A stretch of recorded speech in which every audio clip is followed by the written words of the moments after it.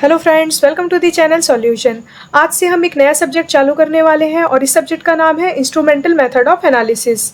ये आपका Chhattisgarh Swami Vivekananda technical university का सिलेबस है। ये जो आपका इंस्ट्रूमेंटल मेथड ऑफ एनालिसिस का सब्जेक्ट है, फाइनल में इसके आपके 75 मार्क का एग्जाम होता है और मिनिमम इसमें आपको 2 क्लास टेस्ट अटेंड करने होते हैं। ये जो आपका सब्जेक्ट है, अब हम देखेंगे कि इसका स्कोप क्या है। तो this subject deals with the application of instrumental methods in the qualitative and quantitative analysis of drugs. तो इस सब्जेक्ट के हेल्प से हम ड्रग की एनालिसिस के बारे में जानेंगे कि अगर हमारे पास कोई भी ड्रग है तो उसको हम कैसे एनालाइज करते हैं, उसके क्या क्या क्वालिटेटिव मेथड होते हैं और क्या क्या क्वांटिटेटिव मेथड होते हैं। तो यही सारी चीज़ें हम इस सब्जेक्ट में पढ़ने वाले हैं। This subject designed to impart a fundamental knowledge on the principle and instrumentation of spectroscopic chromatographic techniques. तो ये आपका जो सब्जेक्ट है, इसमें हम किसी भी इंस्ट्रूमेंट का बेसिक प्रिंसिपल पढ़ेंगे, उसका वर्किंग प्रिंसिपल पढ़ेंगे, इंस्ट्रूमेंटेशन पढ़ेंगे, ठीक है। उस इंस्ट्रूमेंट को कैसे यूज़ किया जाता है, उसके क्या क्या एप्लीकेशंस है, उसके बारे में हम इसमें पढ़ेंगे। और इसमें हम बेसिकली स्पेक्ट्रोस्कोपिक टेक्निक के बारे में पढ़ेंगे और क्रोमेटोग्राफिक टेक्निक के बारे में पढ़ेंगे। ये जो आपका स्पेक्ट्रोस्कोपिक टेक्निक है, उसमें अगर हम एग्जांपल देखें तो आपका यूवी विजिबल आ जाता है, फ्लोरोमेट्री आ जाता है। तो इस तरीके के जो इंस्ट्रूमेंट्स हैं उसके बारे में हम यहाँ पर डिटेल में पढ़ेंगे। इसके अलावा आपका यहाँ दिया हुआ है क्रोमेटोग्राफिक टेक्निक्स, यानी कि जो आपका क्रोमेटोग्राफिक टेक्निक्स होते हैं, एचपीएलसी हो गया या फिर आपका टीएलसी हो गया, पेपर क्रोमेटोग्राफी हो गया, तो ये आपकी क्रोमेटोग्राफिक टेक्निक के अंडर में आते हैं। और इन्हीं सारी चीज़ों का प्रिंसिपल से लेके इंस्ट्रूमेंटेशन तक हम सब कुछ यहाँ पर कवर करेंगे। This also emphasizes on the theoretical and practical knowledge on modern analytical instruments that are used for drug testing। तो इसमें आपका बेसिकली क्या दिया गया है, अगर किसी भी ड्रग को हमें टेस्ट करना है तो उसके लिए हम कौन कौन से इंस्ट्रूमेंट्स का यूज़ करते हैं, है ना, उसका क्या प्रैक्टिकल नॉलेज होता है, उसे हम कैसे यूज़ करते हैं, उसके पीछे का थ्योरी क्या होता है, प्रिंसिपल क्या होता है। तो यही सब चीज़ों को आपका ये जो सब्जेक्ट है वो डील करता है। ऑब्जेक्टिव क्या है हमारे इस सब्जेक्ट का? Understand the interaction of matter with electromagnetic radiation and its application in drug analysis. तो आपका इसका सबसे पहला ऑब्जेक्टिव यही है कि अगर हम मान लीजिए स्पेक्ट्रोस्कोपिक टेक्निक पढ़ रहे हैं तो उसमें जो इलेक्ट्रोमैग्नेटिक रेडिएशंस इन्वॉल्व हो रहे हैं, है ना, उनका ड्रग के साथ क्या इंटरेक्शन है और इसका यूज़ हम कैसे हमारे एनालिसिस में करेंगे। तो ये इसका सबसे पहला ऑब्जेक्टिव है। सेकेंड ऑब्जेक्टिव है इसका understand the chromatographic separation and analysis of drug. ठीक है, तो जैसे कि हमने ऊपर भी डिस्कस किया था, 2 चीज़ों को ये डील करेगा। पहला तो ये स्पेक्ट्रोस्कोपिक टेक्निक को डील करेगा, दूसरा आपका क्रोमेटोग्राफिक टेक्निक को डील करेगा। तो क्रोमेटोग्राफिक में हम बेसिकली सेपरेशन करते हैं, जो भी हमारे मिक्सचर ऑफ ड्रग्स होते हैं उसको हम सेपरेट करते हैं और एनालाइज करते हैं। तो इन सारी चीज़ों के बारे में भी हम इस सब्जेक्ट में पढ़ेंगे। तीसरा इसमें हमारा perform qualitative and quantitative analysis of drugs using various analytical instruments. तो जैसे कि हम अलग अलग इंस्ट्रूमेंट्स के बारे में पढ़ने वाले हैं, उन इंस्ट्रूमेंट को हम एनालिटिकल इंस्ट्रूमेंट बोलते हैं क्योंकि उनका यूज़ हम एनालिसिस में कर रहे हैं, है ना। तो ऐसे इंस्ट्रूमेंट्स का क्या क्या यूज़ है किसी भी ड्रग के एनालिसिस में, तो उन सारी चीज़ों को हम यहाँ पर पढ़ेंगे। अगर हम इसका कोर्स कंटेंट देखें तो इसमें हमारे पास 5 यूनिट रहेंगे। इसमें हमारा यूनिट 1 है यूवी विजिबल स्पेक्ट्रोस्कोपी। यह आपका एक स्पेक्ट्रोस्कोपिक टेक्निक है, ठीक है। इसमें आपका क्या इन्वॉल्व हो रहा है, यूवी अल्ट्रावायलेट रेडिएशन इन्वॉल्व होगा और विजिबल रेडिएशन यहाँ पर इन्वॉल्व होगा। तो ये आपका यूवी विजिबल स्पेक्ट्रोस्कोपी है। इसमें हम क्या पढ़ेंगे, इलेक्ट्रॉनिक ट्रांजिशंस के बारे में पढ़ेंगे। अगर कोई मॉलिक्यूल है तो वो कैसे इलेक्ट्रॉनिक ट्रांजिशन कर रहा है, क्रोमोफोर्स क्या होते हैं, ऑक्सोक्रोम्स क्या होते हैं, शिफ्ट कैसे होता है। जैसे हमारे पास अगर कोई भी हम मशीन के बारे में पढ़ेंगे तो उसमें हमें एक रीडिंग मिलेगी लास्ट में, ठीक है। तो वो जो रीडिंग है उसमें कैसे स्पेक्ट्रल शिफ्ट होते हैं, यानी कोई भी डेटा कैसे उस ग्राफ में शिफ्ट हो रहा है, तो वो सारी चीज़ों के बारे में हम यहाँ पर देखेंगे। इसके अलावा solvent effect on absorption spectra. जैसे अगर हमें कोई एब्जॉर्प्शन का स्पेक्ट्रा मिल रहा है, कोई ग्राफ मिल रहा है अगर हमें, तो अगर हम अलग अलग सॉल्वेंट यूज़ करेंगे तो उसका उस ग्राफ पे क्या इफेक्ट पड़ेगा, तो उसके बारे में हम यहाँ पर देखेंगे। आपका ये जो यूवी विजिबल स्पेक्ट्रोस्कोपी होता है ये बेसिकली बियर्स लैम्बर्ट लॉ पे काम करता है। इसमें आपका 3 चीज़ आएगा, एक तो आपका आएगा बियर्स लॉ, दूसरा आपका आएगा लैम्बर्ट्स लॉ और एक कॉम्बिनेशन है दोनों का, बियर्स लैम्बर्ट लॉ। तो इसके बारे में हम यहाँ पर पढ़ेंगे क्योंकि जो ये यूवी विजिबल स्पेक्ट्रोस्कोपी है उसका ये एक बेसिक प्रिंसिपल है। और इस लॉ का हम क्या पढ़ेंगे, डेरिवेशन भी पढ़ेंगे और डेविएशंस भी पढ़ेंगे। नेक्स्ट हम इसमें पढ़ेंगे इंस्ट्रूमेंटेशन। तो जैसे यहाँ पर आपका ये है यूवी विजिबल स्पेक्ट्रोस्कोपी, तो ये एक मशीन होता है ना, तो उसका क्या क्या इंस्ट्रूमेंटेशन होता है, जैसे उसमें कौन कौन से पार्ट्स पाए जाते हैं उस पूरे एक इंस्ट्रूमेंट में। जैसे अगर हम कंप्यूटर की बात करें, ठीक है, तो उसमें आपका क्या होता है, एक कीबोर्ड रहता है, सीपीयू होता है, माउस होता है, वो क्या है उसके अलग अलग पार्ट्स हैं। वैसे ही जो यूवी विजिबल स्पेक्ट्रोस्कोपी है उसके भी अलग अलग पार्ट्स होते हैं, है ना। तो सबसे पहला पार्ट होता है इसका सोर्स ऑफ रेडिएशन। ये क्या है आपका यूवी विजिबल स्पेक्ट्रोस्कोपी है। तो इसमें जो सोर्स ऑफ रेडिएशन होगा उसका जो भी रेंज रहेगा वो यूवी रेंज में रहेगा या फिर विजिबल रेंज में रहेगा। तो ये आपका सोर्स ऑफ रेडिएशन में आएगा। वेवलेंथ सिलेक्टर, हम कैसे वेवलेंथ को सिलेक्ट करते हैं, है ना।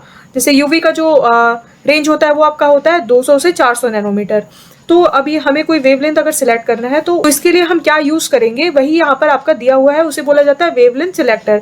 सैंपल सेल्स होता है, हमें अगर कोई सैंपल को उस मशीन में रखना है तो उसको बोला जाता है सैंपल सेल। तो ये इसका एक पार्ट होता है। डिटेक्टर्स होते हैं इसमें अलग अलग टाइप के, जो कि क्या करते हैं, उस सैंपल से जो भी रेडिएशन पास हो रही है उसको डिटेक्ट करते हैं। तो डिटेक्टर इसमें आपका 4 डिटेक्टर का नाम दिया गया है, तो इसे हम डिटेल में पढ़ेंगे। नेक्स्ट है इसके एप्लीकेशंस। हमने मशीन के बारे में पढ़ लिया, उसके लॉ के बारे में पढ़ लिया, अब उसका क्या एप्लीकेशन है फार्मेसी में, है ना, तो उसको हम यहाँ पर देखेंगे। नेक्स्ट है फ्लोरीमेट्री। फ्लोरीमेट्री भी आपका एक मशीन होता है, ये भी स्पेक्ट्रोस्कोपिक टेक्निक के अंडर में आता है, ठीक है। अब इसके हम थ्योरी पढ़ेंगे सबसे पहले कि जो फ्लोरीमेट्री है उसकी क्या थ्योरी है, क्या उसका बेसिक प्रिंसिपल है। Concept of singlet, doublet, triplet electronic states. ये जो आपका इलेक्ट्रॉनिक स्टेट है ये मेनली आपका एक्साइटेशन और डी एक्साइटेशन से आता है ना।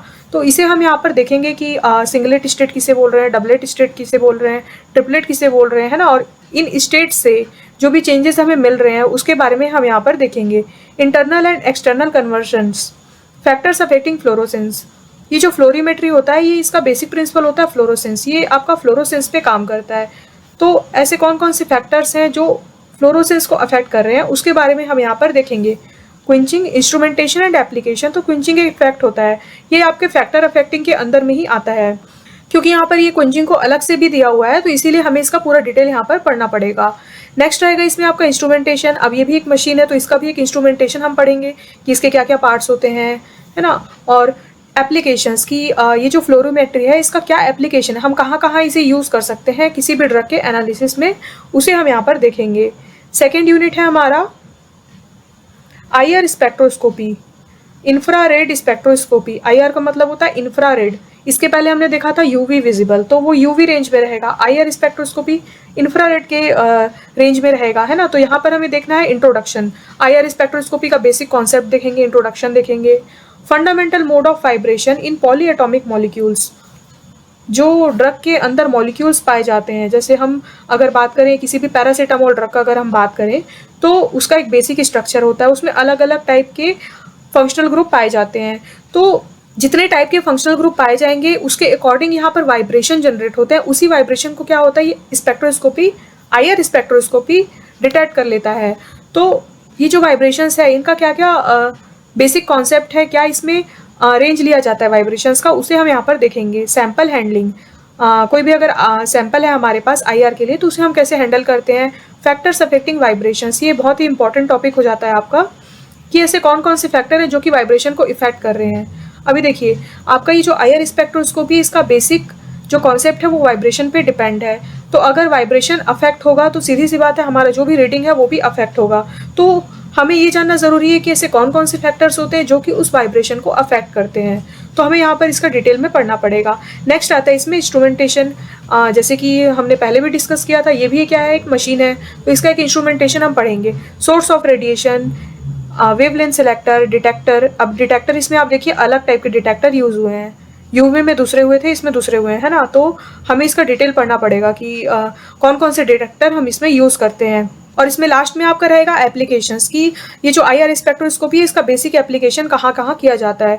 तो जितने भी इंस्ट्रूमेंट हम इसमें डिस्कस करेंगे इस यूनिट में, सबसे ज़्यादा इसका यूज़ किया जाता है ड्रग के एनालिसिस में। अगर हमें कोई भी अननोन सैंपल मिला है, कोई भी ड्रग है या हमारे पास, अगर हमें उसका एनालिसिस करना है, जैसे हमने कोई भी ड्रग लिया, मान लीजिए एस्प्रिन लिया हमने, तो वो जो एस्प्रिन है कि नहीं, इस चीज़ को जब हमें कंफर्म करना होगा, उसकी एनालिसिस करनी होगी, तब हम इन मशीन्स का यूज़ करते हैं। नेक्स्ट इसमें आपका फ्लेम फोटोमेट्री। फ्लेम फोटोमेट्री भी आपका एक मशीन ही होता है ना। इसमें हम बेसिकली फ्लेम का यूज़ करते हैं। तो इसमें हम इसका प्रिंसिपल पढ़ेंगे, इंटरफेसेस पढ़ेंगे, इंस्ट्रूमेंटेशन एंड एप्लीकेशन। ये आपका 4 पार्ट में डिवाइड किया गया है और इस तरीके से हम इसे कवर करेंगे। नेक्स्ट है atomic absorption spectroscopy. Atomic absorption spectroscopy, तो इसका हमें क्या देखना है, सबसे पहले प्रिंसिपल देखना है, इंटरफेसेस देखना है, इंस्ट्रूमेंटेशन देखना है और एप्लीकेशन देखना है। नेक्स्ट रहेगा आपका नेफेलोटर्बिडोमेट्री। इसका भी यूज़ हम टर्बिडिटी मेजरमेंट में करते हैं। तो ये जो आपका मशीन है नेफेलोटर्बिडोमेट्री, इसका भी हमें प्रिंसिपल देखना है, इंस्ट्रूमेंटेशन देखना है और एप्लीकेशन देखना है। यूनिट 3 में हमारा आ जाता है क्रोमेटोग्राफी। ठीक है। इसके पहले के जो दोनों यूनिट्स है, यूनिट 1 और यूनिट 2, ये आपका बेसिकली आपका मशीन्स को डील कर रहे थे, स्पेक्ट्रोस्कोपी टेक्निक्स को ये डील कर रहे थे। ये जो यूवी है, फ्लोरीमेट्री है, आईआर है, फ्लेम फोटोमेट्री, एटॉमिक एब्जॉर्प्शन और नेफेलोटर्बिटोमेट्री, ये सारे आपकी स्पेक्ट्रोस्कोपिक टेक्निक के अंडर में आते हैं। दूसरा इसका जो पार्ट है वो आपका है क्रोमेटोग्राफी। तो यूनिट 3, यूनिट 4 और यूनिट 5, ये तीनों यूनिट आपके किसको डील कर रहे हैं? क्रोमेटोग्राफी को डील कर रहे हैं। ठीक है। तो यूनिट 3 अगर हम देखें तो ये हमारा आ जाएगा सबसे पहले इंट्रोडक्शन टू क्रोमेटोग्राफी। ये आपका एक जनरल कॉन्सेप्ट रहेगा कि क्रोमेटोग्राफी क्या होता है। उसमें हम एक जो बेसिक प्रिंसिपल पढ़ेंगे कि जैसे क्रोमेटोग्राफी में बेसिकली सेपरेशंस होते हैं। किसी भी कंपाउंड का अगर मिक्सचर हमारे पास है तो उसे हम इंडिविजुअल कंपोनेंट में सेपरेट कर सकते हैं। तो ये आपका एक बेसिक कॉन्सेप्ट होता है क्रोमेटोग्राफी का। तो इसके बारे में हम यहाँ पर देखेंगे इंट्रोडक्शन में। नेक्स्ट रहेगा adsorption and partition column chromatography. जो क्रोमेटोग्राफी है वो बहुत सारे टाइप का होता है। अलग अलग तरीकों से हम क्या करते हैं? क्रोमेटोग्राफी को परफॉर्म करते हैं। तो उसका आपका पहला तरीका होता है एड्सॉर्प्शन एंड पार्टीशन क्रोमेटोग्राफी। तो ये जो आपका है एड्सॉर्प्शन एंड पार्टीशन, इसमें हमें क्या देखना है? मेथडोलॉजी देखना है, एडवांटेज, डिसएडवांटेज और एप्लीकेशन। नेक्स्ट आपका रहेगा थिन लेयर क्रोमेटोग्राफी। इसको टीएलसी भी बोलते हैं, थिन लेयर क्रोमेटोग्राफी। अब इसका भी हमें क्या देखना है? इंट्रोडक्शन देखना है कि थिन लेयर क्रोमेटोग्राफी क्या होता है, उसका प्रिंसिपल क्या होता है, मेथडोलॉजी क्या होता है, यानी कैसे हम उस क्रोमेटोग्राफी को परफॉर्म करते हैं। आरएफ वैल्यू क्या होती है? रिटार्डेशन फैक्टर बोला जाता है इसे। तो आरएफ वैल्यू का क्या फॉर्मूला होता है, कैसे हम डिटरमाइन करते हैं आरएफ वैल्यू, इसके क्या क्या एडवांटेजेस होते हैं, डिसएडवांटेजेस होते हैं और एप्लीकेशंस होते हैं। तो ये सारी चीज़ों को हम यहाँ पर कवर करेंगे। नेक्स्ट है हमारा पेपर क्रोमेटोग्राफी। तो नाम से पता चल रहा है पेपर, तो इसमें एक पेपर इन्वॉल्व होगा। पेपर में जब हम सेपरेशन करेंगे तो उसे हम पेपर क्रोमेटोग्राफी बोलते हैं। इसका हमें देखना है इंट्रोडक्शन, मेथडोलॉजी कि कैसे हम परफॉर्म करते हैं, डेवलपमेंट टेक्निक्स। तो पेपर के थ्रू हम कैसे क्रोमेटोग्राम को डेवलप करते हैं, उसके क्या क्या टेक्निक्स होते हैं वो हमें यहाँ पर देखना है। एडवांटेजेस, डिसएडवांटेजेस और एप्लीकेशंस, ये सारी चीज़ें हमें यहाँ पर कवर करेंगे। नेक्स्ट है इलेक्ट्रोफोरेसिस।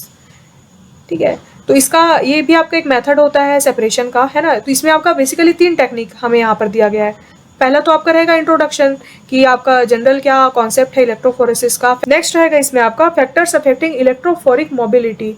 तो इलेक्ट्रोफोरेसिस को कौन कौन से फैक्टर्स अफेक्ट करते हैं उसके बारे में हम यहाँ पर देखेंगे। Techniques of paper gel capillary electrophoresis. यहाँ पर आपका जो इलेक्ट्रोफोरेसिस है उसको 3 टेक्निक में यहाँ पर डिवाइड कर दिया अगर आप देखेंगे तो। पहला टेक्निक है आपका पेपर इलेक्ट्रोफोरेसिस, दूसरा है आपका जेल इलेक्ट्रोफोरेसिस और तीसरा है आपका कैपिलरी इलेक्ट्रोफोरेसिस। तो ये जो तीनों मेथड्स हैं इलेक्ट्रोफोरेसिस के, इसे हमें यहाँ पर कवर करना है। तीनों मेथड यहाँ पर हमें कवर करना पड़ेगा। और लास्ट में रहेगा इसका एप्लीकेशन। एक जनरल एप्लीकेशन भी हम दे सकते हैं और इंडिविजुअल एप्लीकेशन भी हम यहाँ पर दे सकते हैं। पेपर का अलग दे दिए, जेल का अलग और कैपिलरी का अलग। तो इस तरीके से हम लोग क्या कर सकते हैं, इसको पढ़ सकते हैं। यूनिट 4 है हमारा, सबसे पहले रहेगा इसमें गैस क्रोमेटोग्राफी। इसमें आपका गैस इन्वॉल्व होगा, नाम से पता चल जाएगा आपको। जैसे पेपर क्रोमेटोग्राफी है तो पेपर इन्वॉल्व होगा। थिन लेयर क्रोमेटोग्राफी, तो एक थिन लेयर बनाया जाता है इसमें एड्सॉर्बेंट का, है ना। तो नाम से आपको पता चल जाएगा कि किस टाइप का क्रोमेटोग्राफी है। वैसे यहाँ पर है गैस क्रोमेटोग्राफी, तो बेसिकली गैस फेज यहाँ पर इन्वॉल्व होगा। इसका इंट्रोडक्शन देखेंगे, थ्योरी देखेंगे, इंस्ट्रूमेंटेशन देखेंगे कि जो गैस क्रोमेटोग्राफी है उसके लिए किस टाइप के इंस्ट्रूमेंट का यूज़ किया जाता है। Temperature programming, advantage, disadvantage, application, ये आपका जनरल सभी में है। एडवांटेजेस, डिसएडवांटेजेस और एप्लीकेशंस, है ना। तो ये सारी चीज़ें हम यहाँ पर कवर करेंगे।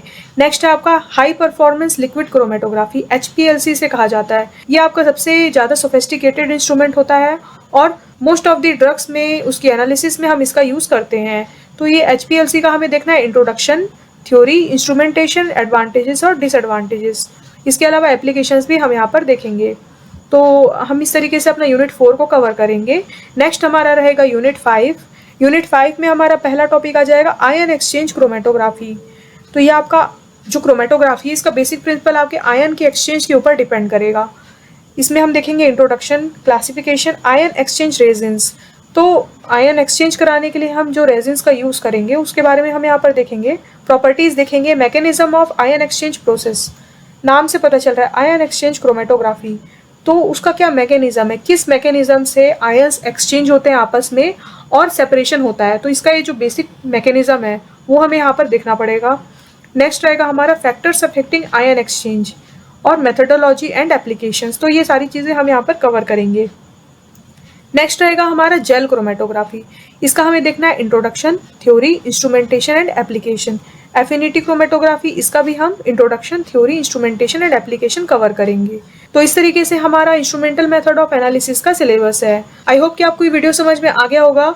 एक बेसिक हमने डिस्कस किया है कि कौन कौन से मॉड्यूल में हमें क्या क्या टॉपिक कवर करना है। Thank you so much for watching this video.